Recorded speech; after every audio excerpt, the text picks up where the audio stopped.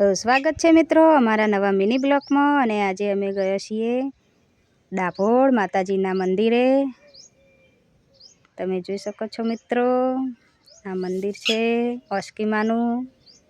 તો કોઈ ગયું હોય તો કમેન્ટમાં લખજો જય માતાજી, અને ના જે હોય તો પણ લખજો જય માતાજી। અંદરથી તમને મંદિર બતાવું, મંદિર જેવું છે। અહીંયા બાધા થાય, આ રીતે બાધા કરવાની હોય હ। તમે જોઈ શકો છો મિત્રો, આ મંદિર છે। અંદર ફોટા પાડવાની મનાઈ હતી, તે આટલેથી જ ફોટા પાડ્યા હતા।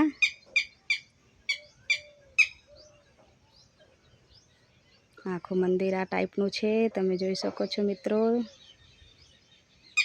અમારો રાજવીર છે, રાજવીરે માતાજીના દર્શન કર્યા।